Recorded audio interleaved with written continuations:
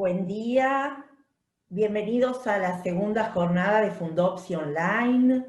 Cuando en abril organizamos esta jornada, la llamamos pospandemia. No nos imaginamos que íbamos a seguir conviviendo con el COVID-19 en nuestro país y en el mundo. La incertidumbre que seguimos atravesando hace que este encuentro de colegas en el que vamos a compartir nuestra nueva experiencia clínica y las nuevas formas de docencia a distancia nos entusiasma especialmente. Hace de este encuentro un momento privilegiado. Estamos viviendo un momento difícil y de un gran aprendizaje. Nos da mucha satisfacción el hecho de que pudimos hacer nuestro curso anual y las jornadas online de Fundopsi como cada año. Agradecemos a quienes nos acompañan con sus aportes, en Patagonia por su rigurosidad en el trabajo y a todos los colegas que nos acompañan en los diferentes eventos docentes. Hoy vamos a trabajar en 2 bloques, con un descanso en el medio, y les pido que vayan haciendo las preguntas en el chat que están en el zócalo inferior de la pantalla, y las preguntas van a ser contestadas al final de cada bloque. Entonces, vamos a comenzar con Roberto Bronstein, nuestro primer expositor de hoy. Roberto es médico psiquiatra, docente de Fundopsi, supervisor clínico de Proyecto Suma, y nos va a hablar hoy de la clínica después de la cuarentena. ¿Qué estamos aprendiendo? Ciberterapia y tratamiento psicofarmacológico a distancia. Robert.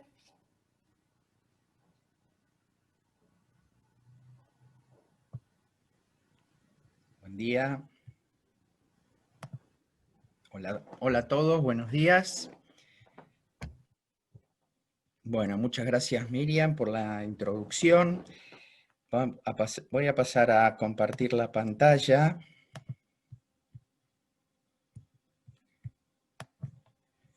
Rápidamente, el título era un poco largo y lo habíamos pensado realmente muchos meses, como decía Miriam, pensando que para esta época ya estábamos afuera de la pandemia y estamos en medio. Y yo elegí esta frase de un profesor de una universidad de Virginia: nuestro hábitat natural no es una habitación, ni un living room, ni el teletrabajo, es otra gente. Y esto me parece que es la mejor síntesis que encontré de todos los problemas que vamos enfrentando al estar fuera de nuestro hábitat, de nuestro estilo de trabajo habitual, y que hace que nos encontremos con algunos de los problemas que quiero ir revisando todos juntos. Para comenzar, vamos a iniciar nuestro sistema de preguntas interactivas. Esta es la primera, ¿sí? Les voy a pedir que participen. Desde que se inició la pandemia de COVID-19, ¿usted atiende pacientes por videollamada? Sea cual sea la plataforma, Skype, WhatsApp o la que sea. Las opciones son no, algún paciente, muchos pacientes o todos los pacientes. Pueden marcar en la pantallita que ustedes tienen en sus propios dispositivos. Si pueden ir marcando.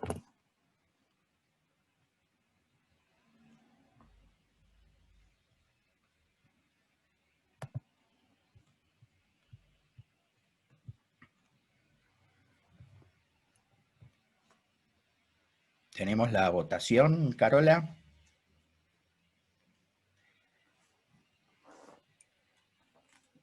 Yo me voy a anotar, porque yo sigo teniendo lápiz y papel acá.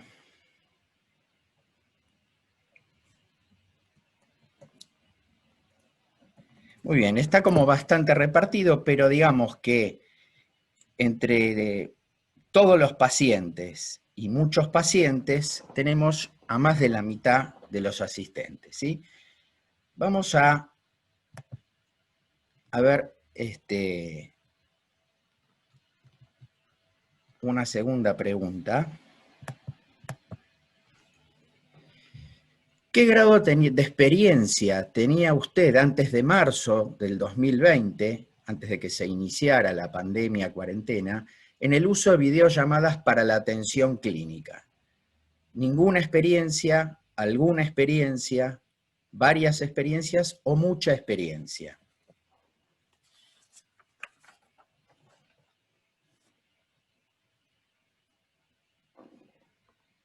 Pueden ir marcando en la pantallita en sus dispositivos.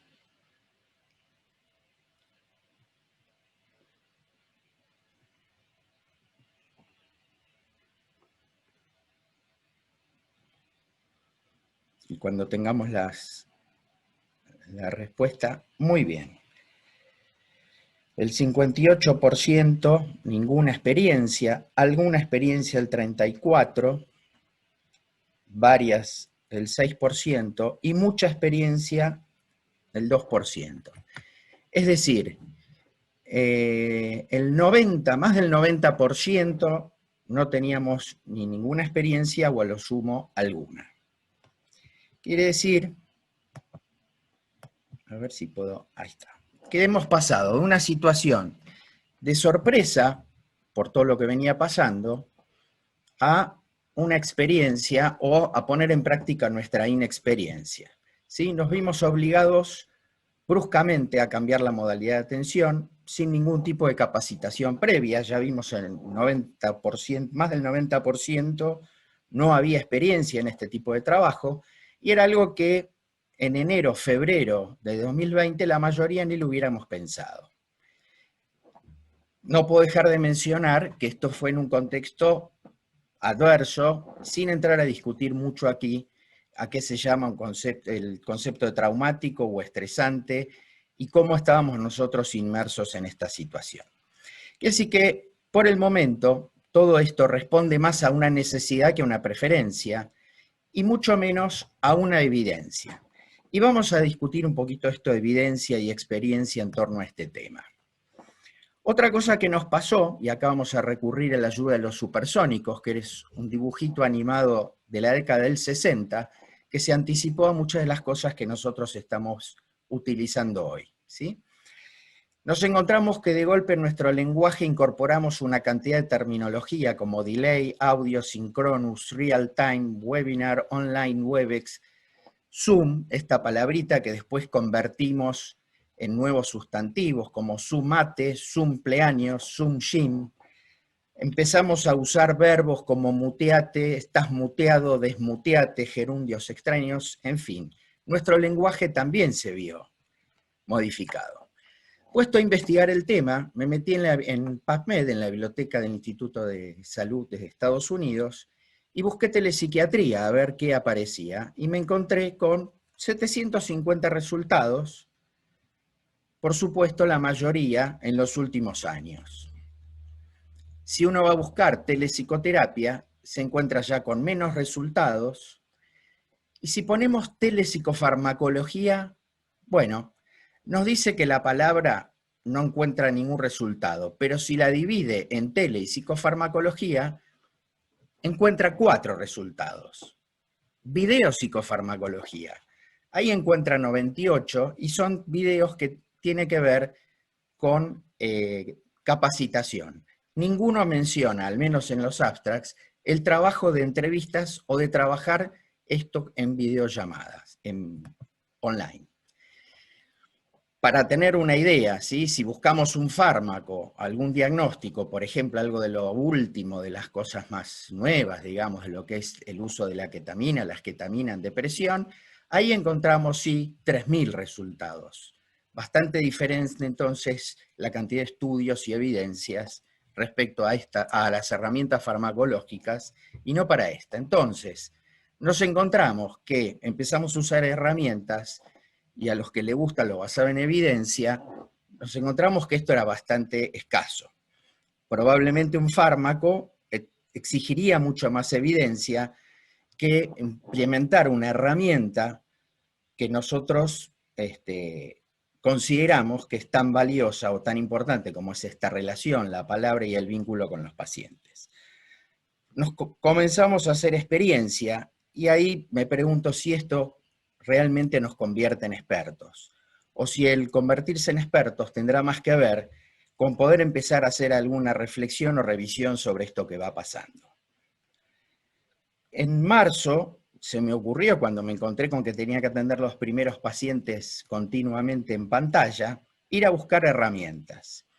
Encuentro que en la página de la Asociación Americana de Psiquiatría tienen una caja de herramientas para telepsiquiatría, ya todo un sector de la página desarrollado, y lo que más me llamó la atención es que tienen un video de que hay evidencia en telepsiquiatría.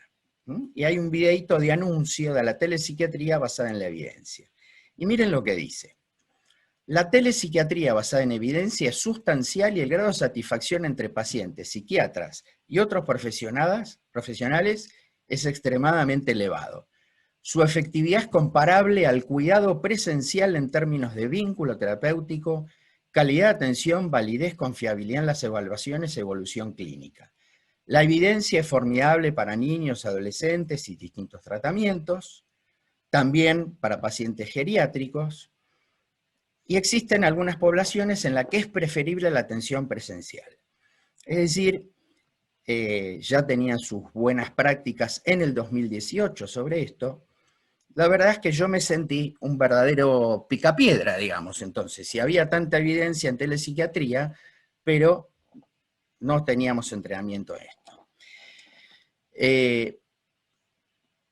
Encontré este artículo fuera de esta revisión de la biblioteca y de la americana, y encontré un artículo de un psiquiatra indio que me pareció realmente el más interesante de lo revisado. Este es de hace algunos años, es el 2015. Lo interesante es que él toma 50 años de telepsiquiatría. ¿Y cómo 50 años de telepsiquiatría? Bueno, registra que hay algunos videos en la Universidad de Nebraska donde se habían hecho algunos ensayos con entrevistas con pacientes por cámara de televisión. Él encuentra resultados comparables a la eficacia con el tratamiento presencial en depresión, en trastornos de ansiedad, estrés postraumático, trastornos de alimentación, abuso de sustancias, esquizofrenia y la prevención del suicidio. También revisa psicoterapias como la terapia cognitiva, exposición y prevención de respuesta, la psicoeducación, la terapia familiar, con buenos resultados. Pero cuestiona este concepto de evidencia y dice, los criterios diagnósticos obviamente han ido cambiando, van cambiando, los trabajos tienen pocos pacientes, la terminología va cambiando, y los avances tecnológicos hacen que no sean comparables lo que hoy podemos hacer con lo que se hacía hace 10, 20 o 30 años. Toma un punto que es el de la satisfacción de los pacientes, que ahora lo vamos a ver también, que en realidad lo diferencia de la eficacia. Dice, un paciente puede estar contento con el método, pero eso no necesariamente implica que el método sea eficaz. Y plantea algunas cuestiones en relación al vínculo terapéutico a través de la pantalla. No se evalúan los temas de adherencia, evalúa distintas poblaciones, y también cuestiona la accesibilidad. Obviamente, él viene de la India, y no es lo mismo la accesibilidad en los distintos países, y dentro del mismo país, todos lo sabemos acá también, no es lo mismo la accesibilidad a estos recursos. Pero llega el COVID y en Oxford aparece publicada esta guía. Está el edificio de Oxford, está la vacuna, en el edificio de al lado están los psiquiatras trabajando sobre esto y desarrollan una guía basada en evidencia para el COVID y la telepsiquiatría. Ahora, eso sí, ellos revisan solo literatura y guías en inglés, en el Reino Unido, Estados Unidos, Australia, Nueva Zelanda, Canadá y Singapur. Consideran detalladamente la viabilidad, la validez, la seguridad, la confiabilidad, la satisfacción y el costo de este sistema. Incluyen guías que diferencian, según la tecnología y cuestiones administrativas, legales, los tipos de psicoterapia, la prescripción de psicofármacos, cómo trabajar sobre el encuadre. Es decir, empiezan a prestar atención realmente en ese sentido. Esta guía es muy amplia y les recomiendo consultarla o lo que les interese ver, algo un poco más organizado, está muy buena. Tienen especial consideración con diferentes poblaciones, lo que son niños, adolescentes, de lo que es tercera edad, por ejemplo. Y en las discusiones dicen algo de lo que planteábamos antes. De golpe el entrenamiento clínico lo tenemos que hacer durante una pandemia sin que nadie sepa nada, no solamente, como sabemos que no se sabe, del tema del virus, sino que tampoco sabemos muy bien qué va pasando con la atención que estamos prestando a los pacientes en esta etapa. El tema es también si, bueno, todo esto que estamos desarrollando, todo esto nuevo, se mantendrá post-COVID o no. Y proponen, y se preguntan si no será más interesante en algún momento, plantear sistemas mixtos, por ejemplo, bueno, hacer una primera entrevista presencial y después el seguimiento virtual, el uso de aplicaciones para el monitoreo, ¿sí? Ellos dicen, realmente no hay evidencia en telepsiquiatría, mejor dicho, es poca la evidencia pre-COVID. Ahora, esta evidencia pre-COVID es válida para los que son tan fanáticos de la evidencia. ¿Sirve la evidencia pre-COVID a una situación de pandemia? Son preguntas para discutir. También, ¿cómo es lo mismo evaluar inicialmente un paciente que hacer el seguimiento por pantalla? ¿Cuáles son las ventajas y desventajas de este tema? Son cuestiones que me parece más a discutir que estén cerradas todavía. Yendo a esta cuestión de la satisfacción de los pacientes con la telemedicina, fíjense, se incrementó 8.729% las consultas durante el COVID, ¿sí? Y según estos autores, la satisfacción de los pacientes en las videollamadas es llamativamente positivo los resultados. Sin embargo, fíjense que en este estudio, que revisaron 840 trabajos, encontraron que solo 11, el 1%, investigaba qué pasaba en la relación terapéutica con los pacientes atendidos por pantalla, ¿sí? Entonces, los pacientes tienen un alto nivel de satisfacción. Ahora, ¿qué es lo que nos va pasando a nosotros? Vamos a hablar un poco de qué es lo que nos pasa a nosotros. Entonces, les pido que contesten esta pregunta. ¿Cómo calificaría usted su grado de satisfacción con el uso de videollamadas para la atención clínica? ¿Lo encuentra nada satisfactorio, poco satisfactorio, moderadamente satisfactorio, altamente o extremadamente satisfactorio? Pueden contestar en la planillita que tienen en su pantalla.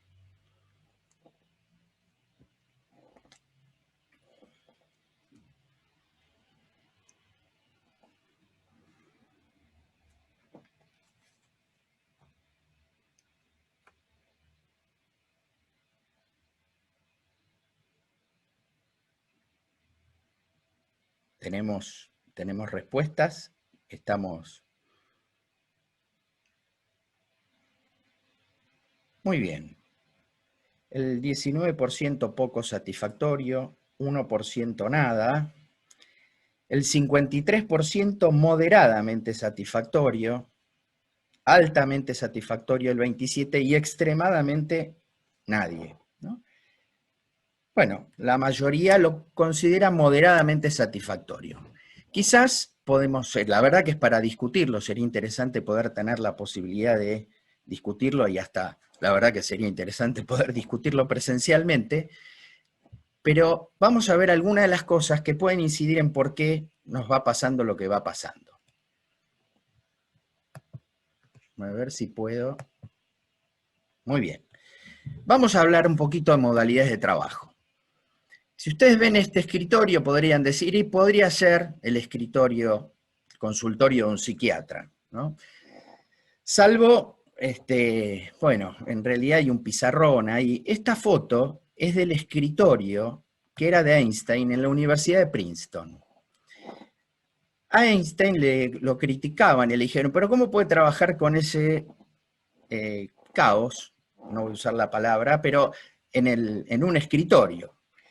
Y Einstein contestó, miren, no se preocupen por el desorden o el caos que pueda haber en un escritorio, preocúpense de los escritorios que están vacíos. Ahora, fíjense nosotros podríamos hoy en día, en plena pandemia COVID-19, un consultorio de un psicólogo, un psiquiatra, alcanzaría con esto: una computadora, una silla y una luz cenital, ¿sí? Falta solo el alcohol en gel y estamos en un consultorio posible COVID-19. Cuando empezó todo esto al principio, en marzo, abril, comentario general entre todos los colegas y amigos: estamos cansados, y seguimos. ¿Qué es esto? Y apareció un síndrome, que por supuesto en inglés, como les dije antes, se llama Zoom's fatigue. Es decir, esta fatiga de Zoom es un síndrome que describe el cansancio, la preocupación o el burnout asociado al uso excesivo de plataformas virtuales de comunicación. Como otras experiencias con la pandemia del COVID-19, es altamente prevalente, intensa y completamente nueva. Ahora, ¿por qué estamos tan cansados? Bien, esto es multidimensional, multicausal, hay varias explicaciones y vamos a revisar algo de esto. ¿Qué pasa con tanta virtualidad y comunicación y pantalla y, como decía el profesor de la Universidad de Virginia, perdemos nuestro entorno, nuestro hábitat y no tenemos tanto contacto con la gente? Muchos de los trabajos sobre estos temas no los vamos a encontrar en las bibliotecas mencionadas antes. Tenemos que ir a buscar ciencias sociales y computación. Y miren lo que en este trabajo de videoconferencing, lo que encuentran. Los médicos que atendieron a conferencias por video, en vivo, es decir, lo que estamos haciendo hoy, se sintieron más estresados y distraídos, además de resultarles más difícil seguir la clase que los que vieron la clase en persona. En un ratito vamos a hablar de la distraibilidad. Otro estudio señala que cuando se produce un delay, ya todos hablamos en estos términos, ya lo mencioné, cuando se produce un delay en el otro lado de una videollamada, la gente percibe al otro como menos atento y amigable. ¿Qué quiere decir esto? Por ejemplo, alguien le dice al otro: che, ¿estás con auto? ¿Vas para aquel lado? ¿Me acercás? El tiempo que tarda en contestar el dueño del auto le hace ya percibir al primero, al que preguntó, si es más o menos confiable, amigable, si está atento o no. Es decir, los seres humanos tenemos un tiempo de latencia en la comunicación y que es más o menos de unos 200 milisegundos, por el cual, y esto se da en todas las culturas, un poquito más, un poquito menos, pero desde Tierra del Fuego hasta el Polo Norte y desde Japón hasta Europa y América, estamos preparados para ir hablando sin que haya una brecha demasiado grande entre uno y otro cuando hablamos y que no haya una superposición. Esto no incluye a los debates entre Trump y Biden y no incluye a ciertos programas periodísticos argentinos. Hablamos de nuestra cotidianeidad en general, nos arreglamos sin pensarlo inconscientemente quién habla, quién se calla y cuándo se puede volver a hablar. Esto está alterado en la comunicación, por pantalla. Y se produce una fatiga, ¿por qué?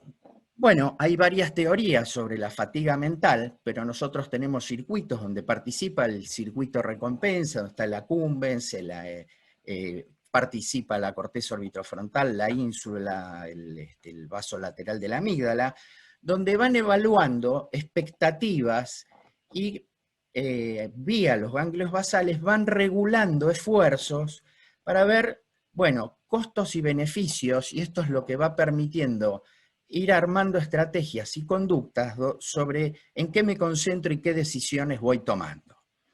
Esto tiene una participación importante de flujos de dopamina acetilcolina, es bastante complejo, obviamente está ligado con corteza motora, pero esta fatiga mental podría ser una respuesta adaptativa, según estos autores, y esto tiene que ver con que la fatiga, el empezar a sentirse cansados, nos puede funcionar como una señal de que quizás tenemos que cambiar la conducta elegida, la estrategia, que esto no sea la más apropiada y que quizás la satisfacción que podamos obtener frente a nuestro gasto de energía no sea la adecuada.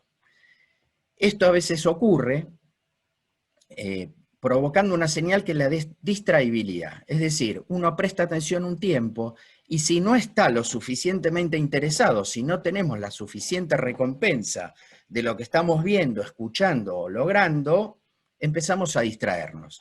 Y esto podría funcionar como señal para el sistema nervioso de que hay que cambiar de estrategia, ¿sí? Y esto es una potencialidad para cierto estilo de rasgos de personalidad, como el perfeccionismo, lo que se llama neuroticismo, o la introversión, habría un mayor riesgo de fatiga. ¿Por qué? Porque hay menor sensibilidad a la recompensa y esta actividad dopaminérgica, hay una alta respuesta de cortisol, esto se combina con que entonces hay otro modo de estimar las señales que llegan del entorno, y entonces esto nos expone un mayor riesgo de cansancio. Esto sería, por ejemplo, bueno, estoy prestando atención a lo que dice Roberto, y si me empiezo a distraer y me estoy cansando, mejor cambio de actividad, me voy a otra clase, ¿sí? Hay otras teorías, estas son los japoneses que estudian un doble sistema para cómo funcionan las funciones cognitivas, cuándo se produce el agotamiento, qué pasa a largo plazo, cómo incide el estrés oxidativo en esto. Interesante, hay otros estudios que demuestran que la misma persona vista por pantalla o vista en vivo activa regiones cerebrales diferentes. Es decir, no es casual esto que nosotros estamos viviendo. Si yo les planteo este gráfico, todos rápidamente, probablemente, lo asocien con la curva de crecimiento de los pacientes de COVID. Pues no, esta es la evolución del valor de las acciones de la empresa Zoom en todo este año a partir de lo que ha pasado en este mundo. Entonces, para ir cerrando, las ventajas de la telepsiquiatría, obviamente en plena pandemia, no es la contagiosidad, el mayor acceso es discutible, para muchos sí, para otros no, hay ahorro en tiempo y costo de viaje, estos los pacientes, muchos los que están contentos lo ponderan, estudios dicen que no afecta a la alianza terapéutica, rápidamente se produjo un cambio en lo legal y lo financiero, hay una reducción de costos, pero tiene sus desventajas. Algunos tienen escepticismo sobre eficacia y calidad, más adelante tendremos resultados, ¿sí? Hoy más tarde vamos a escuchar una presentación de Mariano, Vicky y Sebastián sobre esto de que lo que ha ido pasando con nuestros pacientes en este tiempo.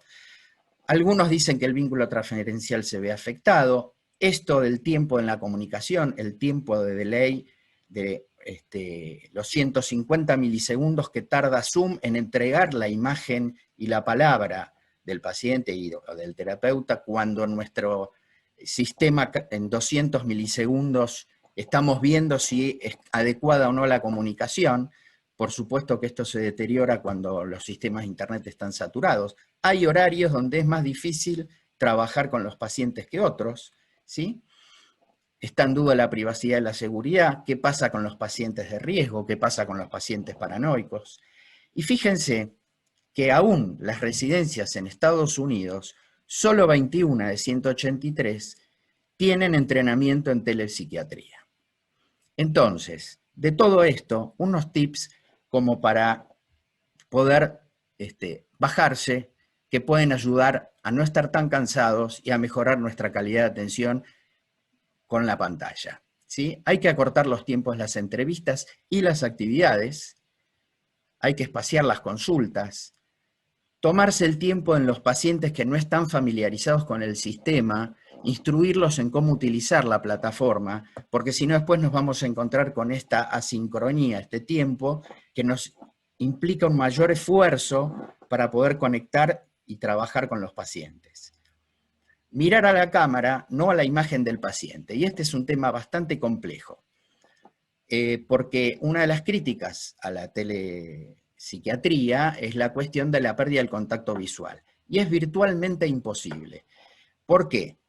Porque si ustedes miran en la pantalla la imagen del paciente, están mirando para abajo tal cual yo lo hago ahora, pero si miran a la cámara para poder conectar con los ojos del paciente, no están viendo la imagen del paciente que tienen abajo, con lo cual esto es un esfuerzo visual muy importante y se hace difícil. Lo que se aconseja es que nuestros ojos estén en la línea del tercio superior de la pantalla. Esto es lo que les acabo de decir. Evitar la luz de atrás, porque nuestro rostro queda en sombra, los pacientes pierden nuestra imagen si estamos acostumbrados a trabajar cara a cara, y esto en pacientes paranoides obviamente es más complicado, ¿sí? Otra cuestión son los distractores que tenemos mientras trabajamos. Esta es la imagen de la videollamada. Nosotros no estamos acostumbrados a trabajar viendo al paciente y viéndonos a nosotros mismos. Y estos sistemas de telecomunicación tienen en un rincón o en un costado la visión de nuestra propia imagen, lo cual funciona para nuestro sistema nervioso como un distractor y como un interruptor, digamos. Se pueden usar lágrimas artificiales, ¿sí? Hay que apagar las alertas visuales y sonoros de los otros dispositivos, eso también nos consume más esfuerzo, y a veces es mejor una llamada telefónica común si la situación, si el caso lo permite. Entonces, en un simple pantallazo, nos encontramos en una situación inédita en la historia de la humanidad en general, de la salud y la psiquiatría. Estamos construyendo evidencia y experiencia. Nos vimos obligados a utilizar estrategias en las que no estamos entrenados, o más bien usar herramientas que habitualmente usamos para otras cosas, y a su vez hay nuevas herramientas tecnológicas que en algunos problemas habituales, pero estamos en una situación inédita. Aprovechemos la oportunidad entonces de implementar nuevas herramientas y estrategias. Este es el desafío de aprovechar lo bueno que puede traer este nuevo sistema para mejorar la atención en salud mental. Es decir, ni picapiedras ni supersónicos. Muchas gracias por el esfuerzo cognitivo y prestar atención.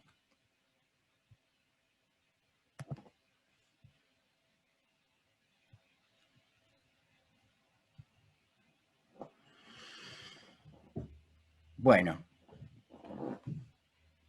creo que podemos escuchar a Maxi. No sé si vamos a tener preguntas después o cómo vamos a organizar esto. Miriam, ¿cómo Sí, va? Roberto, vamos a organizar, las preguntas se van haciendo en el chat abajo y al final del bloque contestamos las preguntas, Muy ¿sí? bien. Gracias por la presentación, Roberto. Gracias a ustedes. Muy buena. Bueno, entonces,